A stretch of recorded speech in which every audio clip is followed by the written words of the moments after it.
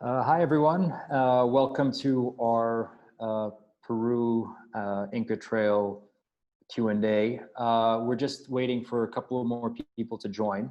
So in the meantime, I thought I would just quickly do a really fast introduction on how we've been running these things.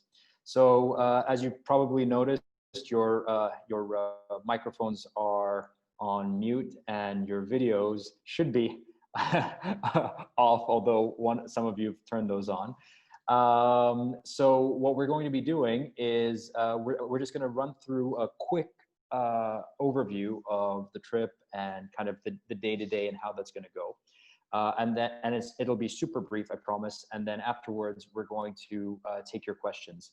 And the way to do that is as we're kind of going through it, if you have any questions that you've come up with, just type them into the chat box. You can either type them directly to me, or you can just leave them general, and then I will read them out and answer them one by one as we go through it all. So anyway, welcome everybody. So for those of you who don't know, my name is Rami, and I am team leader with Life Happens Outdoors. We've been running the Peru trip for a year now. It's one of our newer trips actually, but it is by far our most popular, and for really good reason. Actually, I think this trip is kind of the right blend of adventure, trekking, challenge, but also culture, food. It's beautiful scenery and just a different part of the world from kind of what we're used to with like the urban centric life that a lot of us tend to have. And I think that's kind of why people have really grabbed onto this trip and made it so popular for us. So I'm just going to quickly run through the trip and tell you guys a little bit more about it, and then I'll be happy to take all of your questions. So really excited to do that. So I'm just going to share a little thing over here, and I hope technology won't fail me. I think should be okay. You guys should be able to see that, right? So yeah, as you could see, this is obviously this is Machu Picchu, which is the highlight, or actually one of the highlights of the trip, because I think the trail itself is actually the big highlight on this trip. So the way we run our trip actually starts in Lima, and that's where everybody flies into. We do the pickup over there, and we spend our first night in Lima.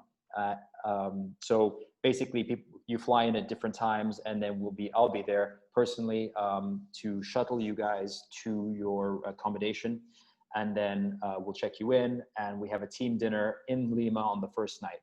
And then the following day, early in the morning, we take our flight from Lima to Cusco, which is the city closest, it's up in the Andes, and it's the closest city to the majority of the places that we are going to be trekking to.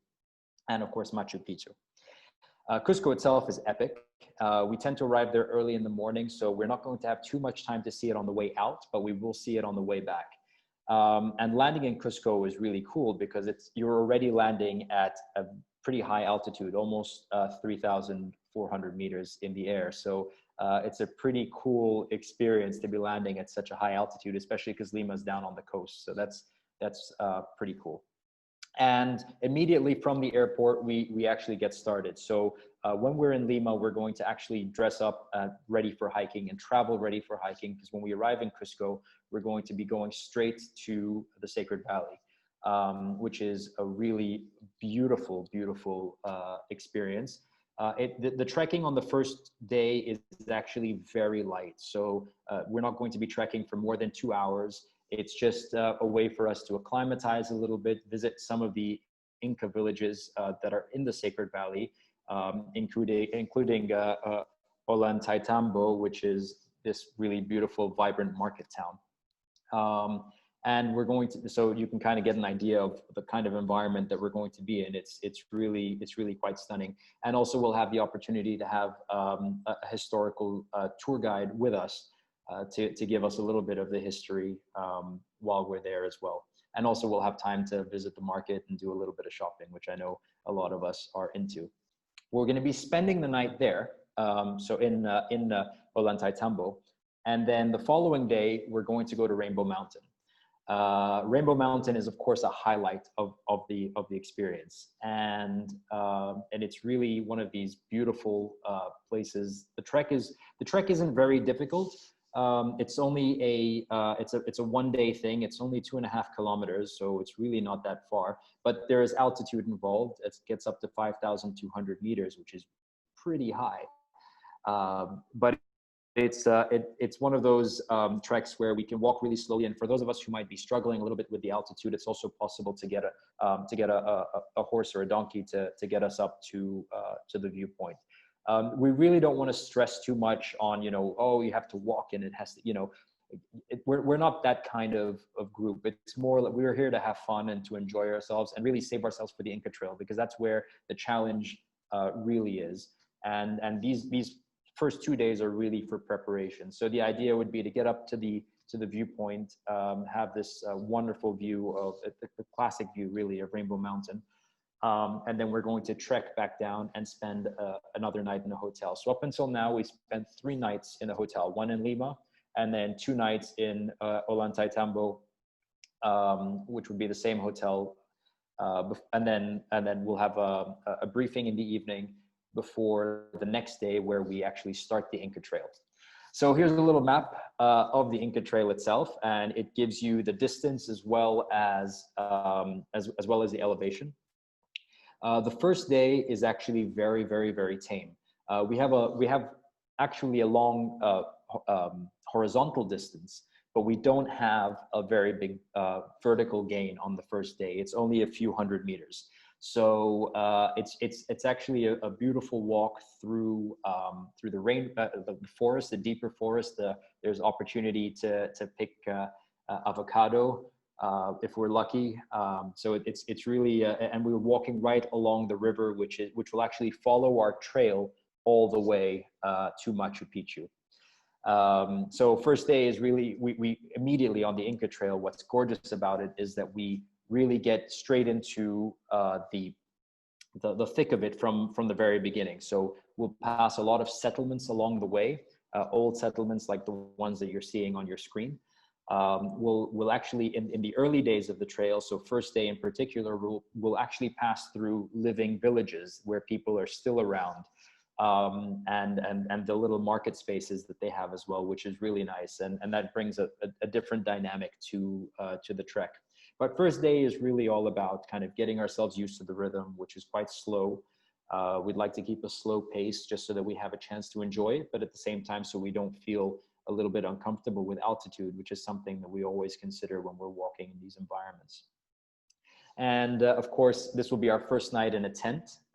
This is the mess tent, the one that you can see on your screen. And this is just kind of where we have dinner every day. The mess tent moves with us. So we're going to have it, it'll be set up for us at dinner and also at lunch. And then we, of course, each have our own, our tents, either 2x2 or individually, depending on what we ask for at the campsites. And that's something that we're going to handle for you. So you don't have to worry about packing up your tent and taking that. You're just going to ride to the campsite and it's all going to be set up for you. And one of the things I have to say right now is actually the food is something. And I mean that positively. It's like as much as I always get worried about kind of setting expectations too high, but on this trail in particular, and with our chef, food is really quite exceptional. So yeah, we usually get to the campsite at Huaylabamba, usually around 5 o'clock in the evening, and then we check. We do some stretching, have our dinner, and go to sleep. The next day, which is day 2 on the Inca Trail, is actually the most challenging day of the entire trip. And so if you're counting that, we would have already had 2 days of trekking, 1 day on the Inca Trail, that's 3 days. So day 4 in total would be the most challenging day of the trip. And as you can see, it's quite a big vertical gain, although the horizontal distance is quite short. And we actually go up to almost 4,200 meters at the Dead Woman's Pass. And it's called Dead Woman's Pass because the actual pass, which is where the mountain kind of levels out so that we can pass over it, actually looks like a woman lying down. It has the shape of a woman lying down. So there's nothing sinister there. But it is, as you can see, quite sustained uphill. We walk at a very steady pace. We take our time. There's a lot of photo opportunities as well. And this is actually a picture from Dead Woman's Pass. So we're standing right in the middle of it. And this is just as we're about to start going down. And as you can see, the views are like something just out of a fairy tale. Some of these places really just don't make sense. And here's another one of us as we're starting to go down to our campsite. Right. So, and our campsite actually is quite interesting because it's there's a river that passes through it, and it's quite mystical over there. They say that you should take a stone from the river and you keep it with you until you reach the sun gate, and you deposit it over there. And it's to bring good wishes to the world. So don't worry, we'll make sure to take you and have you pick out your rock as well.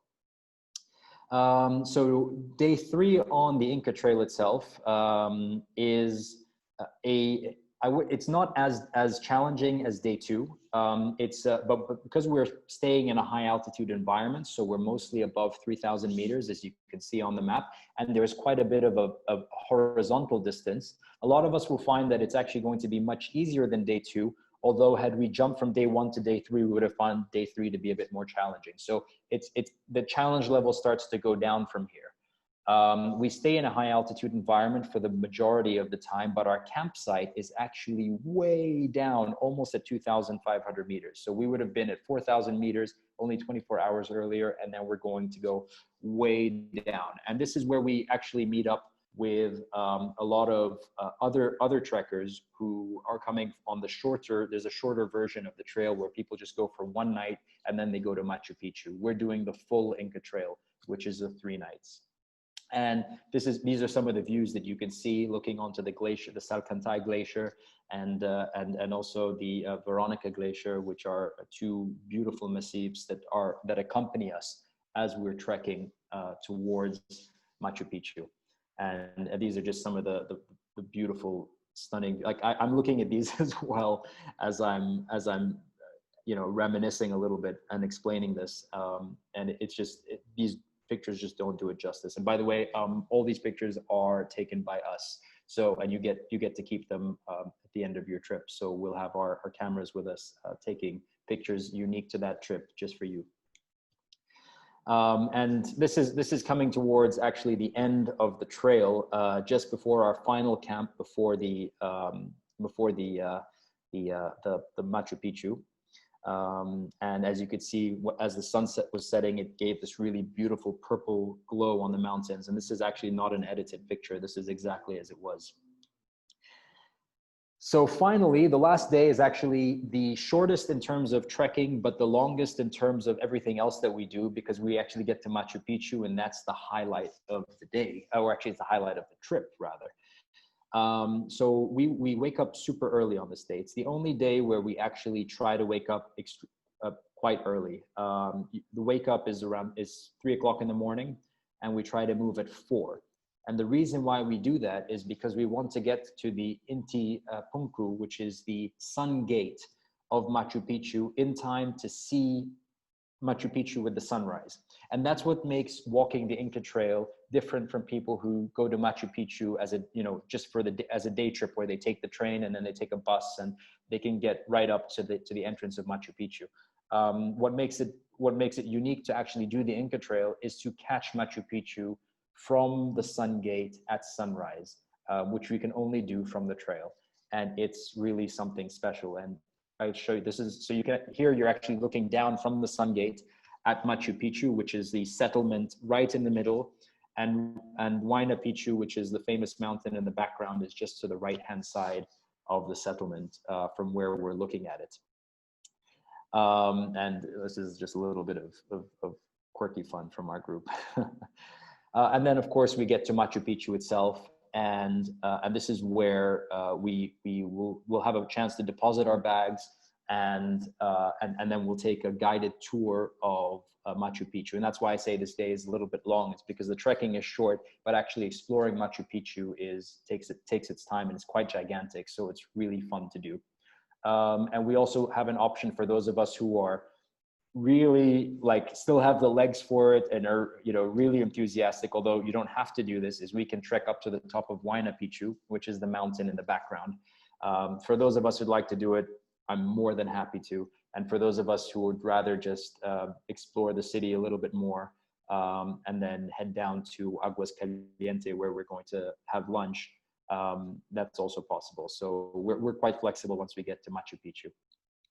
And then the rest of the day would be, we'd take a bus down to Aguas Calientes, which is the closest actual village to where we are. It's a very happening place with a really cool market. We'll have lunch over there and then head out to back to Cusco for our night over there.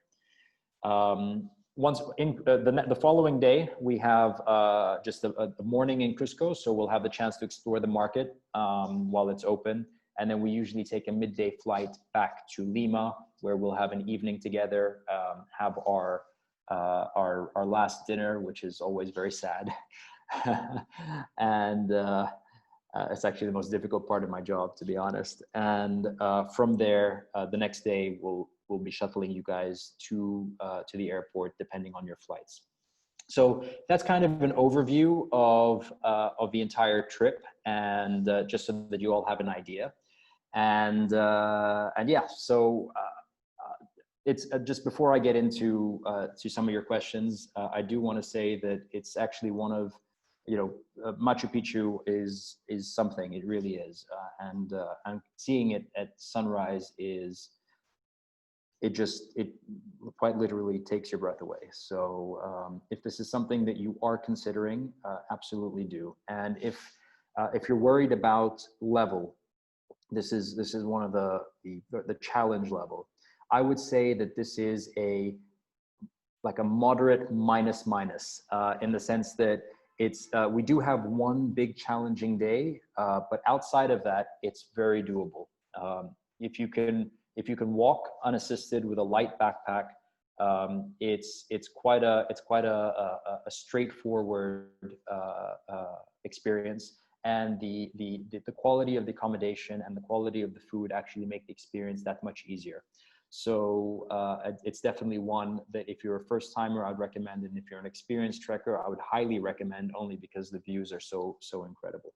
So I'm going to just get to some of the questions. I see that the chat is super vibrant. So I'm going to start to have a look at what we have over here.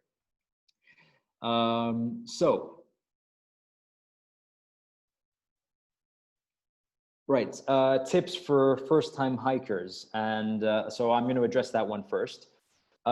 Yes, you can. So I think one of what we do is we provide a lot of guidance on how to get yourself ready for this. So we give you like a little program that you can incorporate into your daily routine. You know, you're not expected to be an athlete by any stretch of the imagination, but just things to get you comfortable with your physical self. I think that's very important. Also, getting the right gear makes all the difference. So we provide you with a gear list, but we also provide you with a jargon buster, so you know what's what. Because if I told you, you know, if you're a first timer and I'm like, oh, you need to get a 700 down jacket, it's like, what the hell is that, right? So we really do pull that all apart for you to make it as easy as possible, so that when you go to the store, you know what to buy. And yeah, and otherwise I would say don't overthink it. Like it's literally putting, you know, one foot in front of the other, and we're going to be with you every step of the way. So I think this would be great for first timers, and I think that kind of some of the things that people get a little bit nervous about are, you know, setting like, what if I can't keep up with everyone? And what I would tell those people is we've never ever had a problem. Even with our more advanced treks, we've never had a problem speeding people up. We've only ever had a problem slowing people down. And that's especially true for people who are concerned about being too slow. So we actually want to take our time. We want to take pictures. We want to be able to see everything, and also not overexert ourselves. At the end of the day, we're on holiday. So that's super important. There's a question here about the high temperatures and the low temperatures, and yeah, that's super important. I would say speaking in Celsius, the highest temperatures that we could reach the 30s quite easily, especially when the sun is out, and especially on the first and the last day. When the sun comes out and there are no clouds, it can be quite hot. Of low 30s for the most part, but if it's just direct sunlight, which is rare, but when it is, it can be quite hot. So I would just caution that, especially for the Sacred Valley days. Inca Trail, we're in more of a high altitude environment for more time, so it's a bit cooler. The coldest it can get, well, on our last trip, we got a little bit of snow when we went for Rainbow Mountain, which was quite cool. So it dipped to just around 0. And I would say that at night, for at least 2 of our nights where we're actually spending them in higher altitude, it'll hover around 0 at night. But during the day, it's mostly shorts and t-shirts. I mean, I was in shorts and t-shirts for the entirety of our trek, with the exception of Rainbow Mountain, because the weather was a little bit sketchy and we did get some snow. But like I said, we will provide you with the gear list that also has specific things like what temperature your sleeping bag should be ready for, and how you can know that through the tag and all of those. So that's not too bad. I have a question here about whether whether somebody can bring their drone. I don't have an answer for you off the top of my head, unfortunately. I have to ask about it. I would probably assume, because it's a national park, that there will be some kind of permit procedure, but I will ask about that. And if it is possible, we'll let you know what that procedure is, and we can help do that for you as well.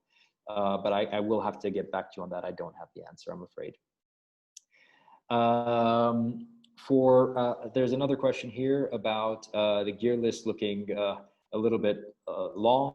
And right, so a lot of it is just a lot of the stuff on the gear list are literally things that you can get at Decathlon. And the Inca Trail, you don't need to be wearing North Face, and you don't need to be wearing brands that are, you know, extremely expensive. And you can get a lot of your gear can be bought or borrowed at a very cheap price.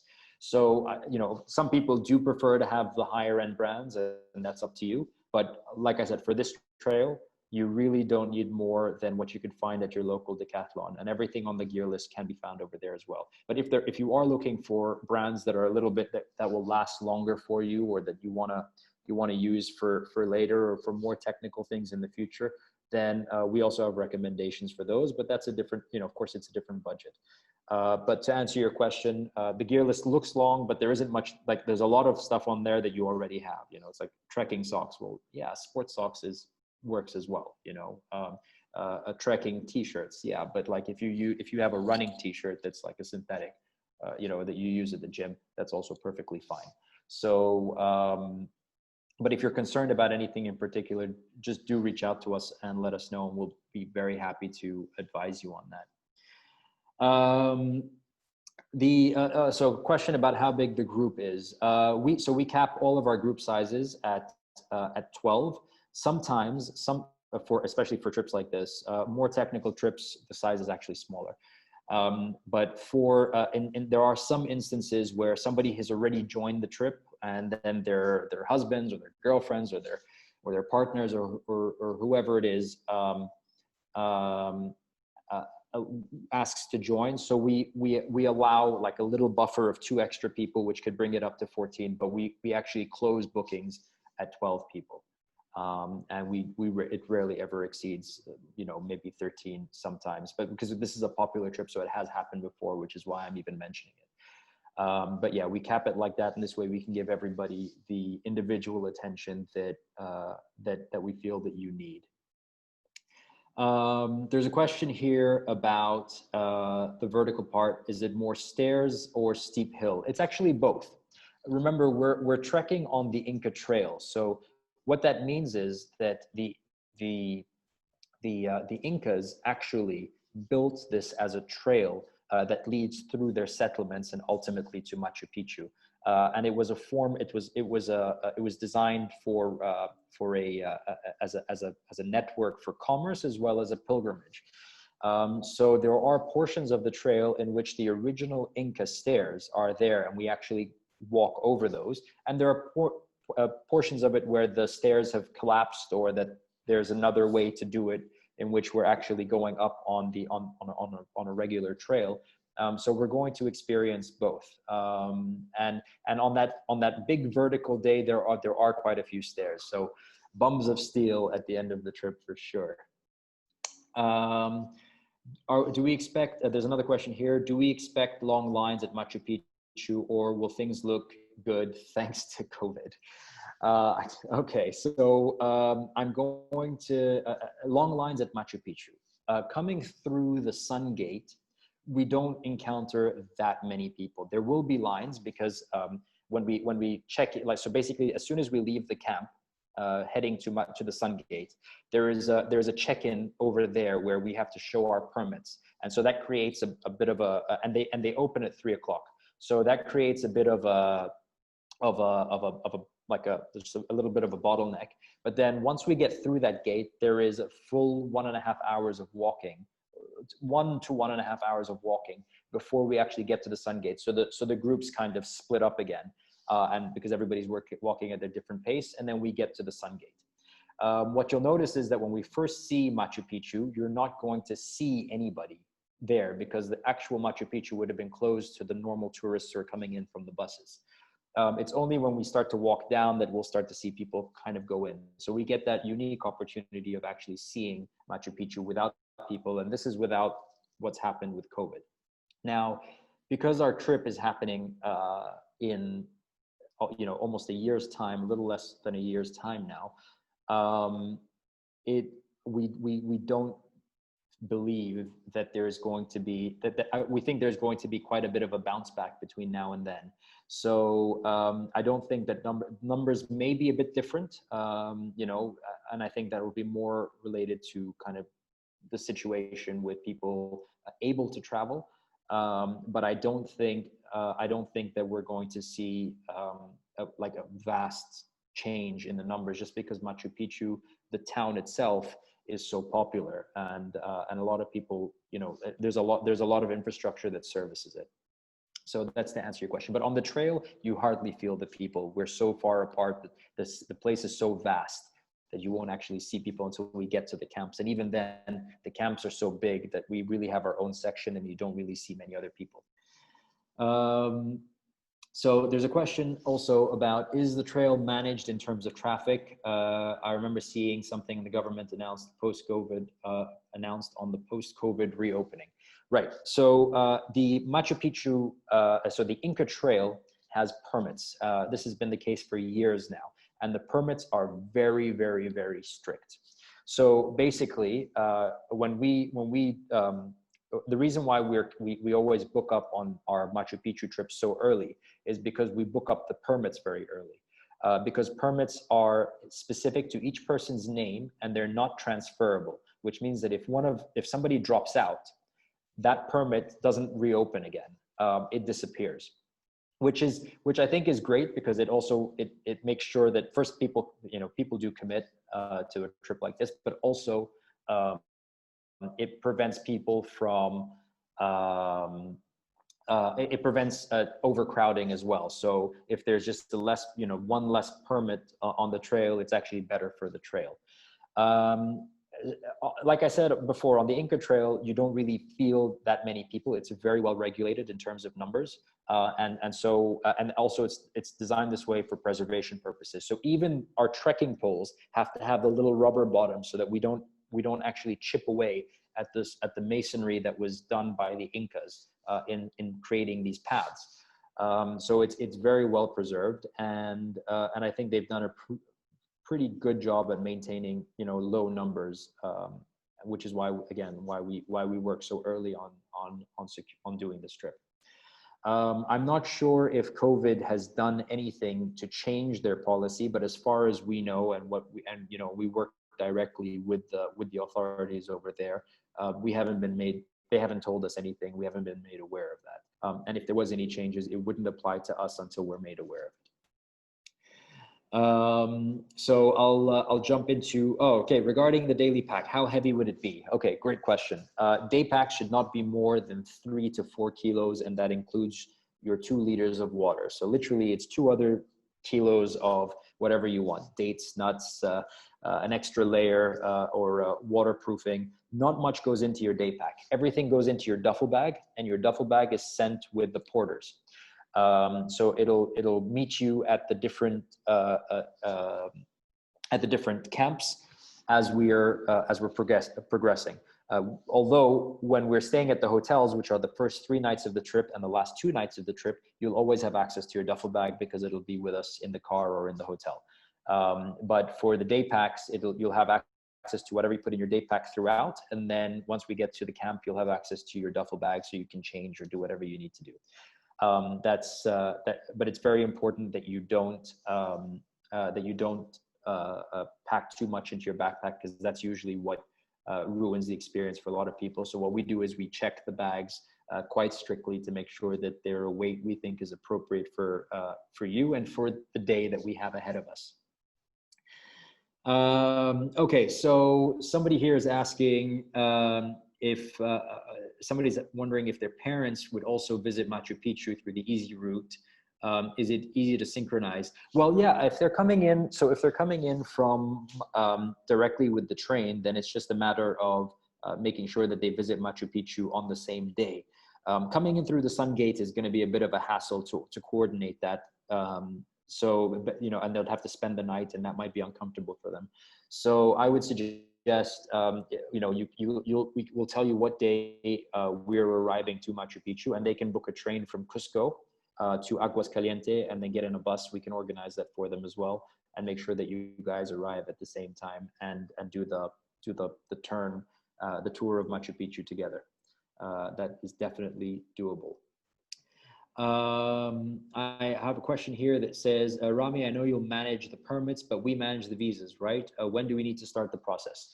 Right. The visa to Peru is quite straightforward. And it's always best with these things to start them as early as possible. So I would say don't leave it past December to do it.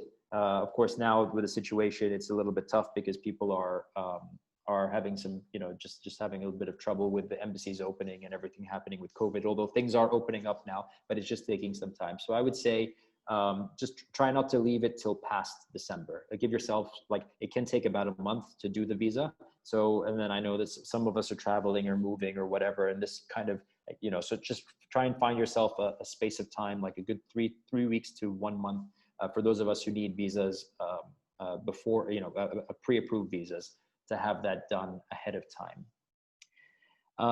So moving forward to some more of your questions.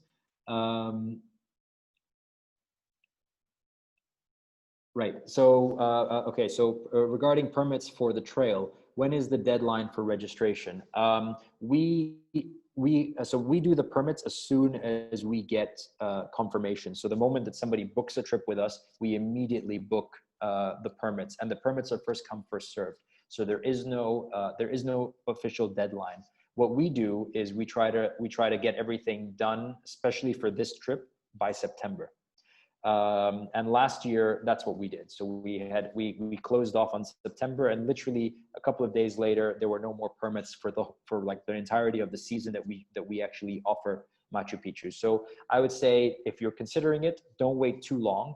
I know, and today we have this kind of little offer that we have happening actually expires today, but you can book your 2021 space for, and the deposit right now is just 100 euros. So if anything changes for you, you can then just, worst case scenario is you lose 100 euros. But even then, we've changed our policy slightly with COVID to enable people to even move their deposit, which previously wasn't possible. If you wanted to move to another trip, we could move the deposit for you up to 30 days before the trip.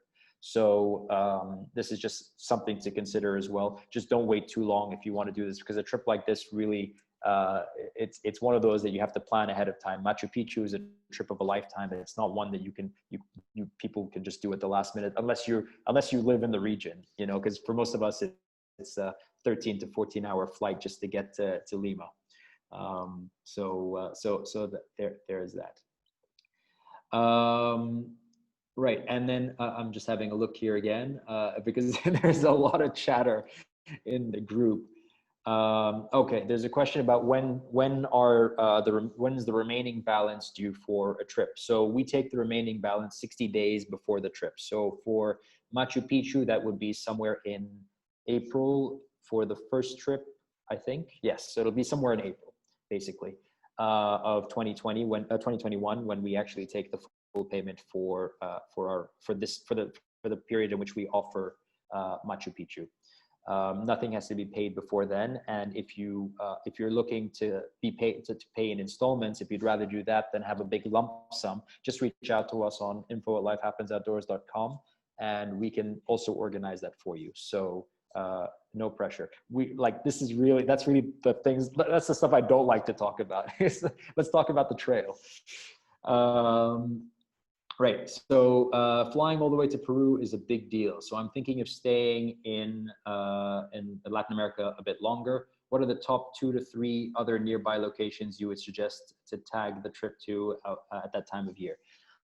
So a lot of people who joined us on previous trips would take the opportunity and visit Bolivia, where you can go to the salt flats and the desert over there, and it's something quite spectacular.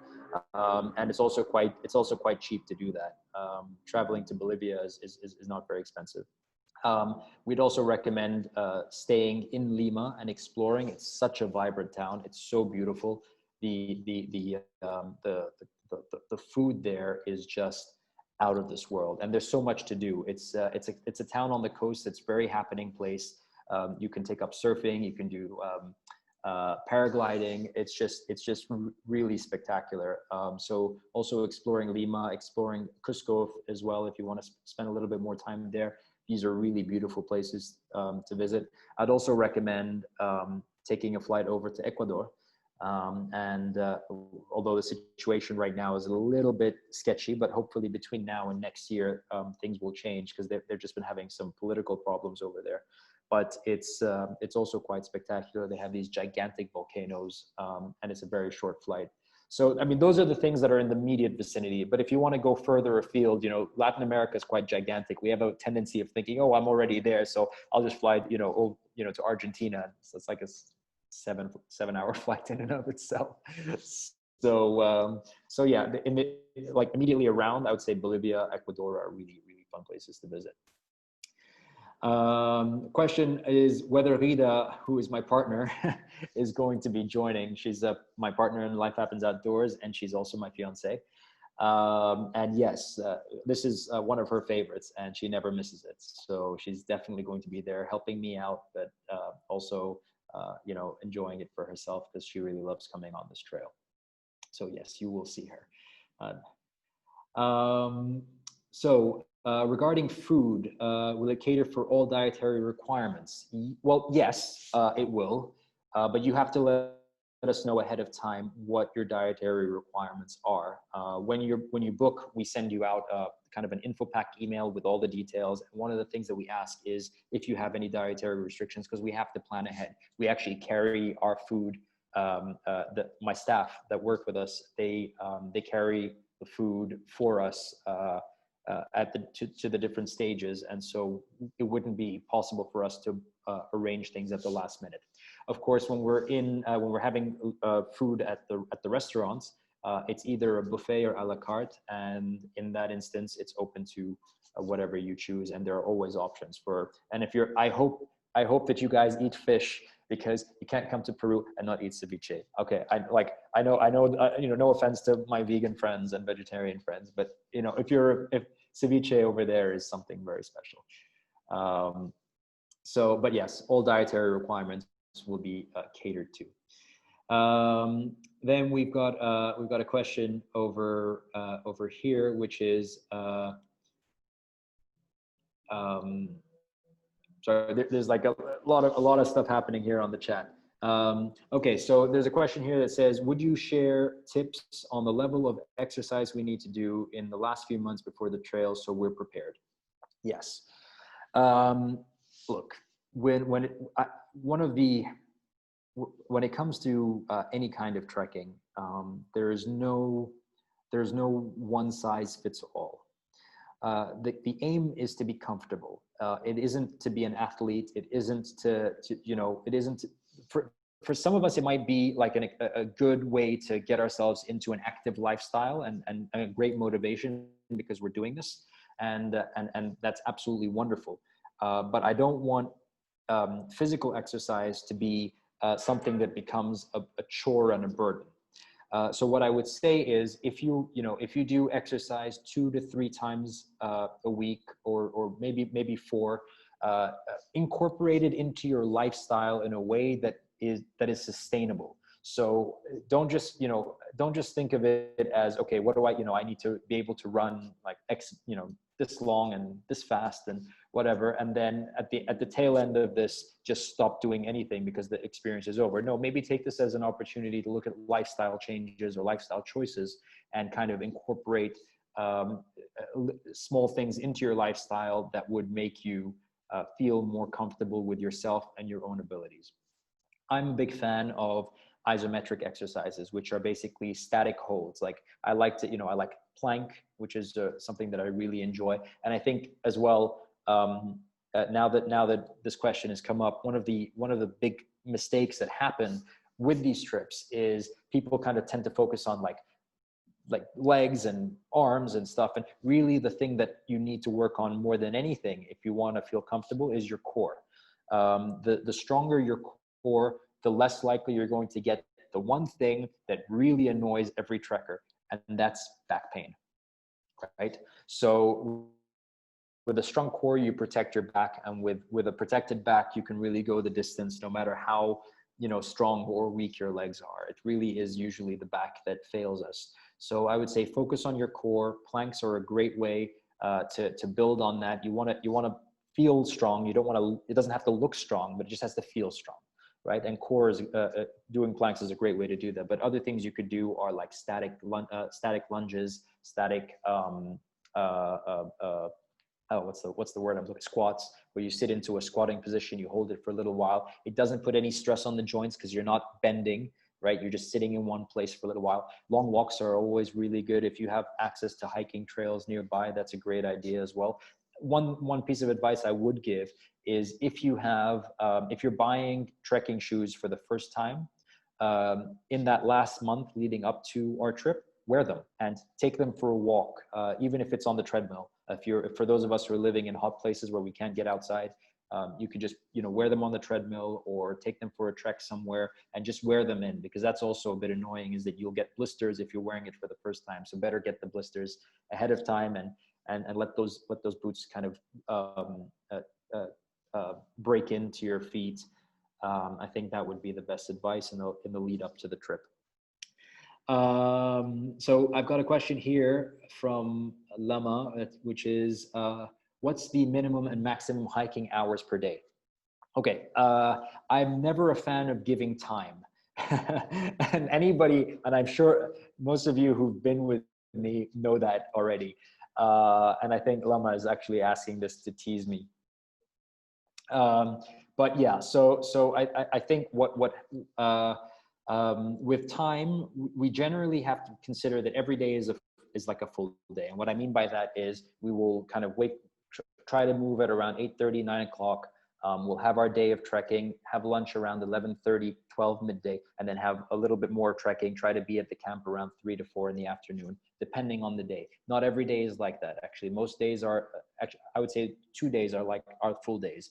Other days are usually half days. So we would either start late or start early and finish late. So it depends on the day, but we only have 2 actual full days of trekking.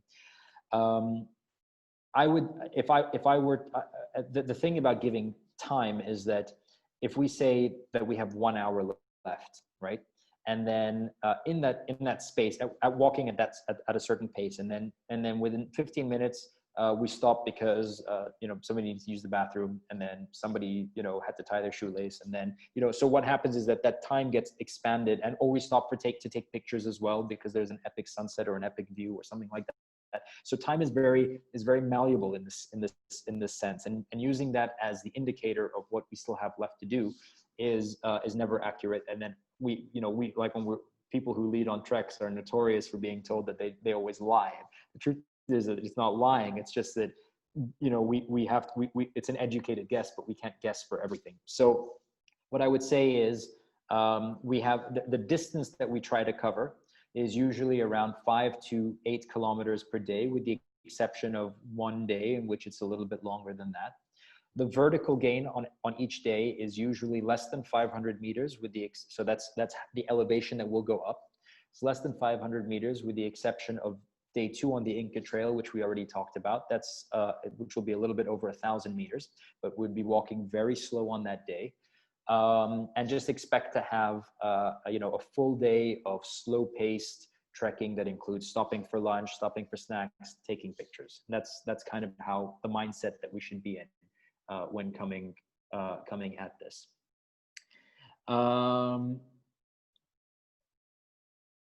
Right. So just having a quick look at other questions.